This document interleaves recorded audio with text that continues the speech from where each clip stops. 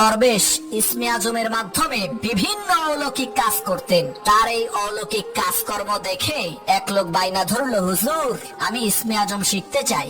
দরবেশ সেই লোকটার হাতে একটা বাটি দিয়ে বললেন, এই বাটিটি নিয়ে তুমি পাহাড়ের উপরে যাবে, সেখানে আমার এক বন্ধু আছে, এই বাটিটি তার হাতে দিলেই সে তোমাকে ইসমে আজম শিখিয়ে দেবে, কিন্তু শর্ত হলো এই বাটিতে কি আছে তা কিন্তু তুমি দেখতে পারবা না। লোকটা বাটি নিয়ে পাহাড়ের উপরে যাচ্ছেন, পথিমধ্যে চিন্তা করলেন বাটির মধ্যে কি আছে একটু চেক করে নেই। দরবেশ তো আর এটা বুঝতে পারবে না, এই মনে করে বাটির মুখটাকে বলে খুলেছেন, আর সাথে সাথে সেই বাটির মধ্য থেকে একটি ইঁদুর বের হয়ে দৌড় দিয়েছে। সেই লোকটা অনেক চেষ্টা করে ইঁদুরটিকে ধরতে না পেরে দরবেশের কাছে ফিরে আসলো। তখন দরবেশ তাকে বলল, তুমি ইসমে আজম শিখার যোগ্য কিনা, তুমি কতটুকু বিশ্বস্ত, এটা পরীক্ষা করার জন্য বাটির মধ্যে ইঁদুর ভরে দিয়েছিলাম, কিন্তু তুমি পরীক্ষায় ফেল করেছো। তোমাকে ইসমে আজম শেখালে তুমি মানুষের